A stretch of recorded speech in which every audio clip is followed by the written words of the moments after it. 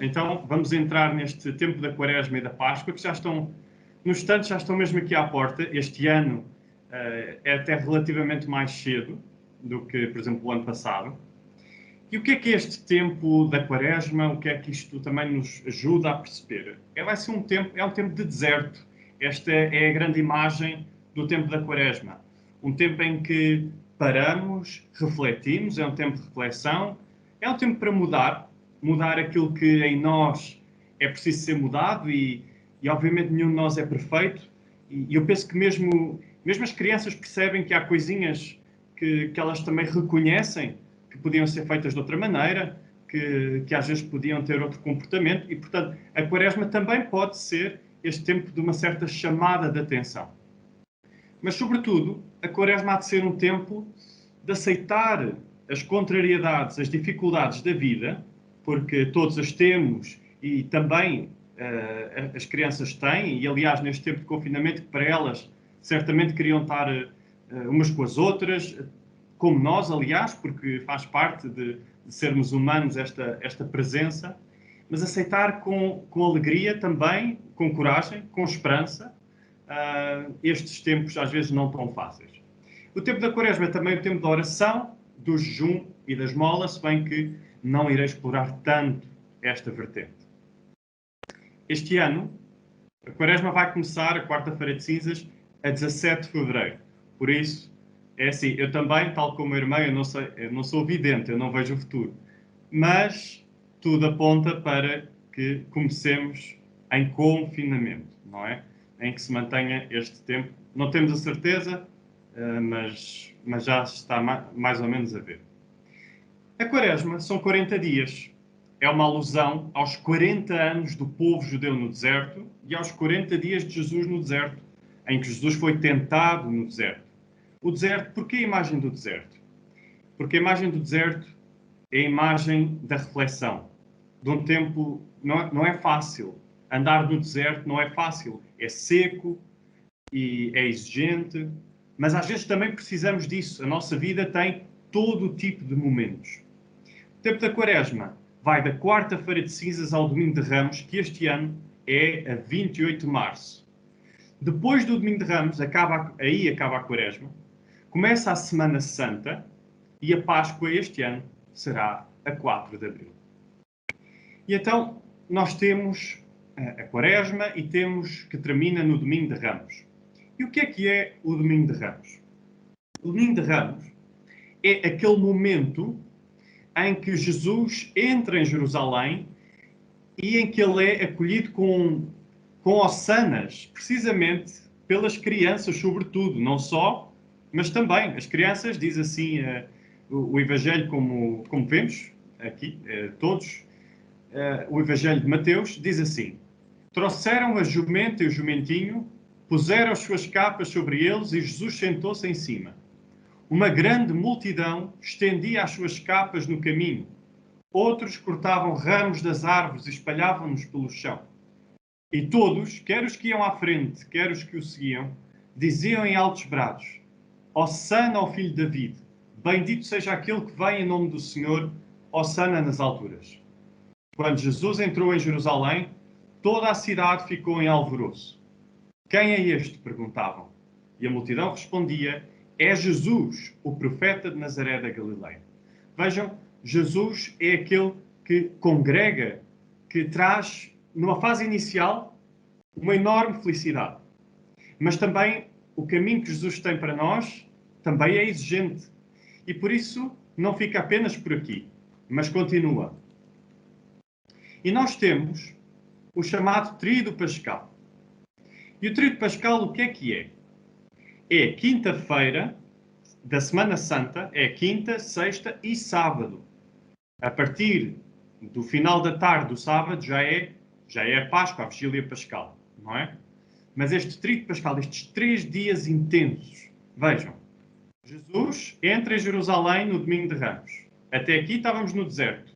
Deserto, Ramos, e depois estes 3 dias em que preparamos para um grande acontecimento. Um acontecimento difícil, mas cheio de amor, em que Deus cuida de nós. E vejam nesta imagem como Deus cuida de nós. Se eu vos perguntasse o que é esta imagem, o que é que me diriam? Que cena é esta que nós conseguimos ver? Podem ligar os microfones e dar uma resposta. É a última ceia, o momento de lavar os pés. Exatamente, exatamente. A última ceia, concretamente na última ceia, o momento de lavar os pés. E olha, no fundo, isto é a Páscoa. A Páscoa é Deus que nos lava não apenas os pés, mas o corpo todo com o seu sangue, com a sua entrega. É Deus que cuida de nós com amor. O verdadeiro amor comporta sempre sofrimento. Eu sei que é estranho o que eu estou a dizer, mas pensemos bem. Se nós amamos realmente alguém, como Cristo nos ama a nós tanto ficamos alegres com a alegria da pessoa que amamos, como se percebemos que a pessoa não está bem, e obviamente quando olhamos para a humanidade, não é apenas este tempo de pandemia, mas agora em concreto, mas sempre, há muita gente que não está bem, há muita coisa que podia ser diferente. A humanidade podia viver completamente em paz, completamente no amor, mas nem sempre isso acontece. Há muitas divisões, há muita tristeza, há muita pobreza. E por isso o amor verdadeiro sofre. Sofre porque olha para nós e tem compaixão de nós. E esta imagem, se eu vos perguntasse onde é que é e o que é que representa? Conseguem responder? Tenho que desligar o microfone, senão... Ou ligar, neste caso. Perdão. Oliveiras. Oliveiras, concretamente. No Monte das Oliveiras, quando foste Monte das Oliveiras. Exatamente. Exatamente. E Jesus aqui faz uma oração que é muito importante para compreendermos como é que Deus cuida de nós. Porque Ele vai dizer: Pai, se possível, afasta de mim o teu cálice. Ou seja, Pai, se possível, é uma coisa que se calhar todos nós dizemos. Quando percebemos que nos vai acontecer algum desafio, quando as coisas não estão a correr tão bem, o que é que nós dizemos? Senhor, se possível, afasta de mim esta dificuldade. Jesus chamou-lhe o cálice, é a dificuldade. Mas a nossa oração, às vezes fica só aqui: Senhor, afasta de mim esta dificuldade. A de Jesus, ele diz isto, mas a seguir diz assim: porém, no entanto, não se faça a minha vontade, mas a tua. Ou seja, é difícil, mas eu vou fazer até ao fim. Eu vou cumprir a minha missão até ao fim. E todos nós temos uma missão, todos. Não é só os padres, eu, o padre Tiago, ou a irmã Isabel, os consagrados, toda a gente tem uma missão. Todas, até as crianças com quem nós estamos têm todas uma missão.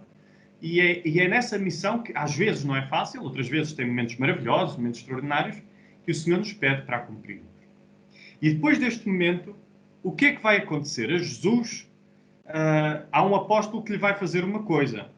O que é que é?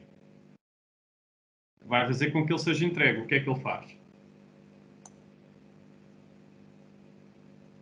É a traição. Dá-lhe um beijo. Exatamente. E quem é que o atraiçoa? Judas. Judas. Portanto, Jesus experimentou tudo o que há de bom nesta vida. Teve os seus pais, os seus amigos, os apóstolos, teve o seu trabalho, mas experimentou também as coisas mais amargas desta vida. Alguém que vive ao lado, ser traído, seja por quem for, é mau, mas ser traído por quem vive ao nosso lado é realmente uma dor muito grande. E Jesus foi traído por Judas, foi entregue, e depois de ser entregue, passa pelo sumo sacerdote, que o acusa de dizer que é filho de Deus, e portanto acusa-o à morte. E por isso levam-no para Pôncio Pilatos. E é isto que nós vemos e no Tríduo Pascal, que celebramos na sexta-feira, que é a paixão e a morte de Jesus.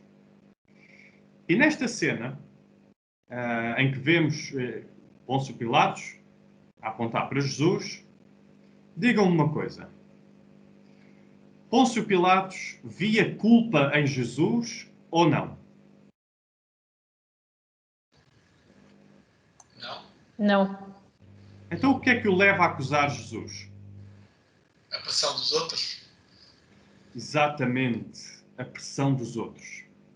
Pilatos aqui não foi forte. Ou seja, às vezes na nossa vida é preciso bater com a mão e dizer, não, mas este homem é inocente, não vai ser condenado. O que é que Pilatos faz? Em vez de bater com a mão e proteger um homem inocente, Jesus, que é homem e é Deus, Pilatos vai fazer uma outra coisa que ficou muito simbólica. O que é que ele faz? Vai, sabem? Lavar as mãos. Lavar as mãos. Vai lavar as mãos. Num gesto que, no fundo, é um gesto de fraqueza. Dizer, bom, não tenho nada a ver com isto, quando obviamente ele tem, no sentido que ele tinha o poder para proteger Jesus. E ele até diz para soltar um dos prisioneiros, para soltar Jesus, e a multidão diz para soltarem Barrabás, que ainda por cima era um homem, um salteador, um homem, esse sim, de facto, um criminoso. E vejam como Jesus cuida de nós. Jesus vai dizer a Pilatos uma coisa muito curiosa. Jesus diz a Pilatos, porque Pilatos diz que tem o poder sobre ele. E Jesus vai dizer, todo o poder que tens, tu tens porque te foi dado pelo meu Pai. Vejam lá uma coisa que é extraordinária. Todos nós, a vida que temos, é um dom de Deus. Deus cuida de nós em todos os momentos. Mesmo nos momentos difíceis ou nos momentos melhores. Todos os momentos. E aquilo que temos deve-se a Deus. Nós temos aqui uma descrição mais detalhada da cena, em que temos no Evangelho de João, e passo a ler. Então Pilatos mandou levar Jesus e flagelá-lo. Depois os soldados entrelaçaram uma coroa de espinhos, cravaram-lhe na cabeça e cobriram-no com um manto púrpura. E aproximando-se dele diziam-lhe, salve ao rei dos judeus, e davam-lhe bufetadas. Pilatos saiu de novo e disse-lhes, vou trazê-lo cá fora, para saberdes que eu não vejo nele nenhuma causa de condenação. Então saiu Jesus com a coroa de espinhos e o manto púrpura. Disse-lhe Pilatos, eis o homem. Assim que viram Jesus, os sumos sacerdotes e os seus servidores gritaram, crucificam, crucificam. Disse-lhes Pilatos, levai-o vós e crucificai-o, eu não descubro nele nenhum crime. Os judeus replicaram, nós temos uma lei, e segundo essa lei deve morrer, porque disse ser filho de Deus. Quando Pilatos ouviu estas palavras, mais assustado ficou. Voltou a entrar no edifício da sede e perguntou a Jesus, de onde és tu? Mas Jesus não lhe deu resposta. Pilatos disse-lhe então, não me dizes nada? Não sabes que tenho o poder de te libertar e o poder de te crucificar? Respondeu-lhe Jesus, não terias nenhum poder sobre mim se não te fosse dado do alto. Por isso, quem me entregou a ti tem maior pecado. A partir daí, Pilatos procurava libertá-lo, mas os judeus clamavam, se libertas este homem, não és amigo de César. Todo aquele que se faz rei declara-se contra César. Ouvindo estas palavras, Pilatos trouxe Jesus para fora e fê-lo sentar numa tribuna, no lugar chamado Lajedo ou Gabatá, em hebraico. Era o dia da preparação da Páscoa, por volta do meio-dia. Disse então aos judeus, aqui está o vosso rei. E eles bradaram, fora, fora, crucificam-o. Disse-lhes Pilatos, então hei de crucificar o vosso rei. Replicaram os sumos sacerdotes, não temos outro rei senão César. E então entregou-o para ser crucificado. E eles tomaram conta de Jesus. Vejam esta cena como, digamos assim, como Jesus teve que ouvir as maiores crueldades. Até haver pessoas a mentir. Os sumos sacerdotes, eles não gostavam do César. Mas para condenar Jesus, disseram que não tinham outro rei senão César. E então ele é flagelado, Jesus, dão-lhe uma cruz e ele vai a caminhar até ao Calvário. E temos aqui uma cena em que Jesus para no caminho. E quem é que ele vê no caminho? Quem é esta mulher com quem ele está a falar?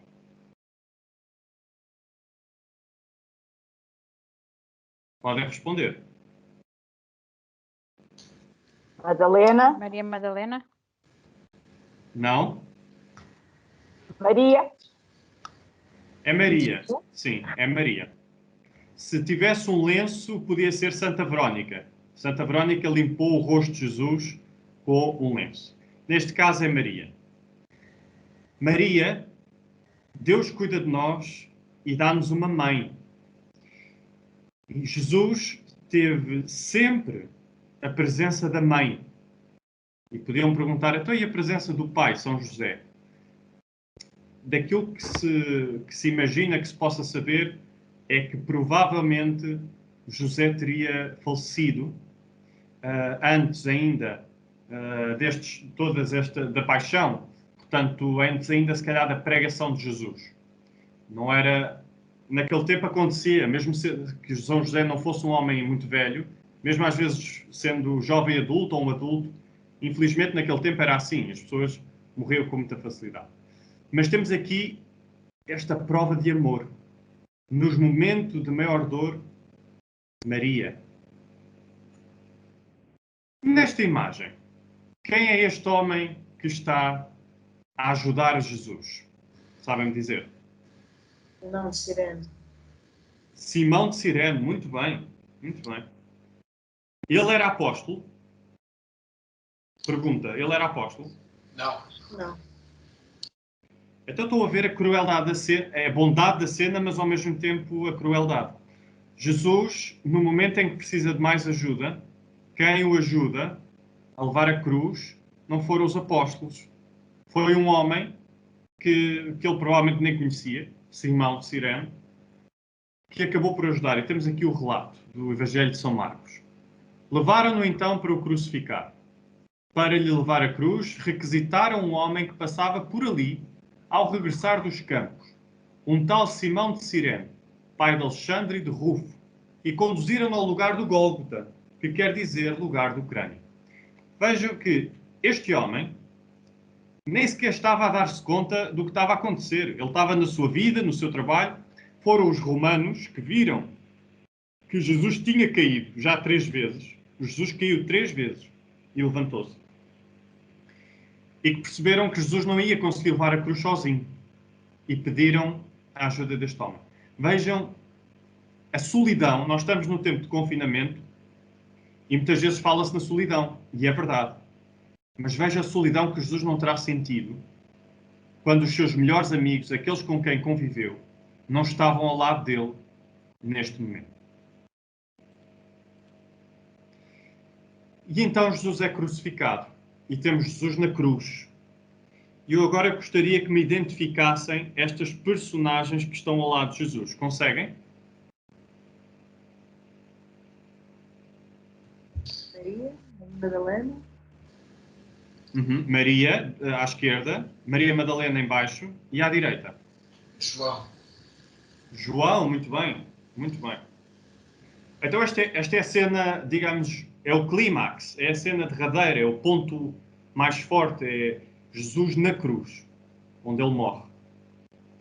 E no seu momento derradeiro, ele tem com ele a mãe, tem com ele o apóstolo João. Dos 12 apóstolos foi o único que ficou com Jesus até à morte.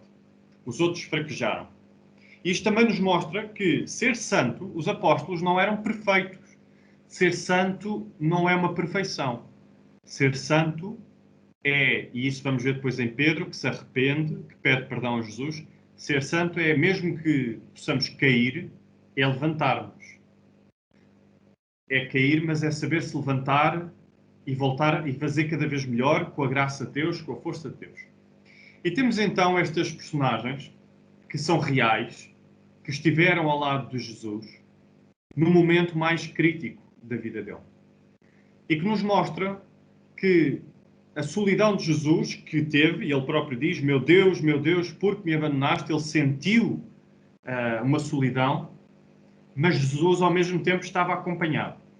Ao mesmo tempo sentia o bálsamo, ou seja, o perfume da presença da mãe, do apóstolo São João, Maria Madalena. Podemos ver agora neste relato de João, junto à cruz de Jesus, estavam de pé sua mãe e a irmã de sua mãe, Maria, mulher de Clopas, e Maria Madalena.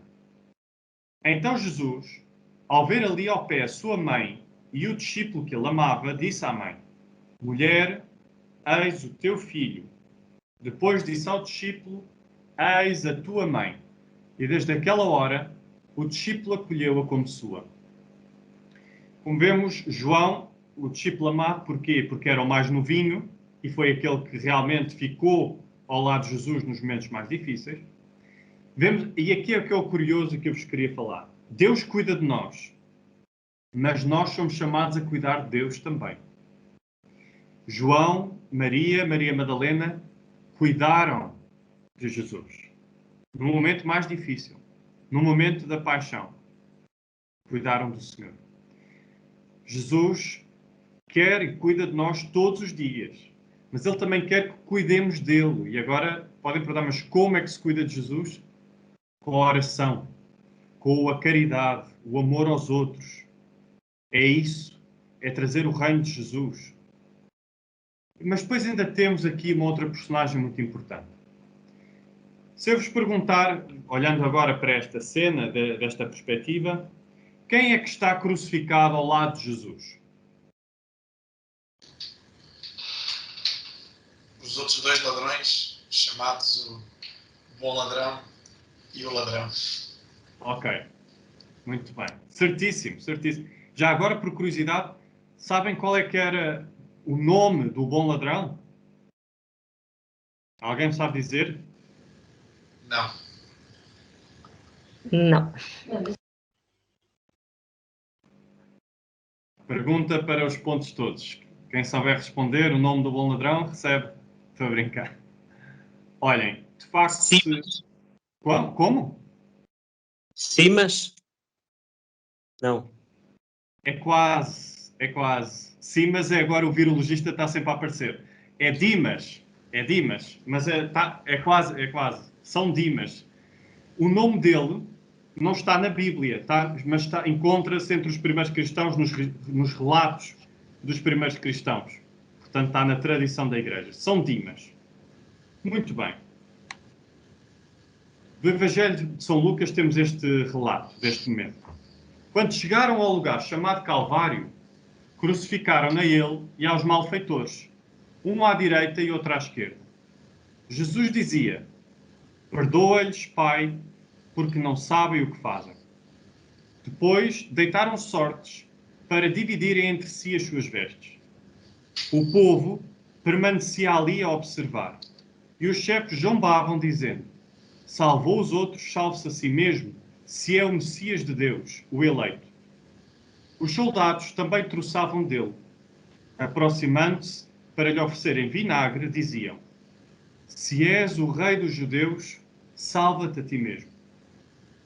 E por cima dele havia uma inscrição: Este é o rei dos judeus.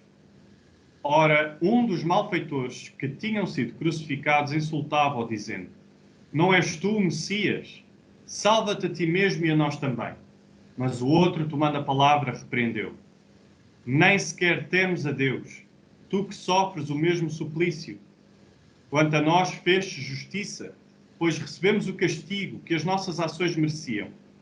Mas ele nada praticou de condenável. E acrescentou: Jesus, lembra-te de mim quando estiveres no teu reino.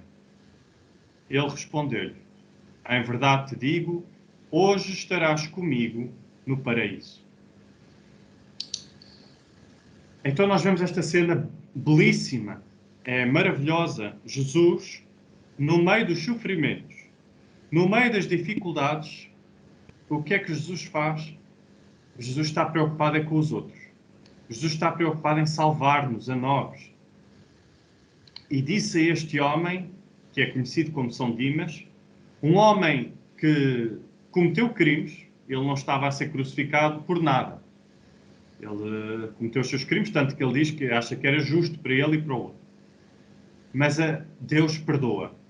Quando nós nos arrependemos, Deus perdoa. Deus cuida de nós até ao último momento da nossa vida.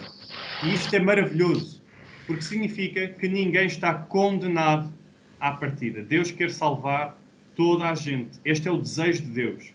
O problema é que nem sempre nós nos deixamos salvar. nem sempre o ser humano deseja que Deus cuide dele. E por isso, não acaba aqui, não acaba na morte, mas na ressurreição. Ao terceiro dia, Jesus ressuscita. E a ressurreição significa que a morte não tem a última palavra. Deus cuida de nós nos sofrimentos e até neste tema tão difícil de falar, que é a morte. Todos nós sabemos que vai nos acontecer, porque somos humanos e todos os que nascemos morremos, mas Deus até aí arranjou uma solução para a morte. E essa solução chama-se ressurreição, a ressurreição, a vida eterna, o céu que Ele tem reservado para nós. Claro que pede de nós também o arrependimento das nossas faltas e que o sigamos. Por isso, este é, digamos assim, um despertar. Despertar para algo que não é fácil de falar. E, obviamente, quando falamos de crianças, não podemos pôr aqui descrições, mas eu também, obviamente, não as fiz, do sofrimento de Jesus, ir ao detalhe, mas é descrever o amor de Jesus. A paixão de Jesus, mais do que o sofrimento, é o amor que Jesus tem por nós. É dar a sua vida até ao último momento. Uma das últimas coisas que Jesus diz é isto: Pai, perdoa-lhes, porque não sabem o que fazem. Ora, o perdão é o cume do amor. É ir além do que sentimos. É um amor total. E por isso, com esse amor total, que é o perdão, que é a ressurreição, que é a esperança, termina então a minha apresentação.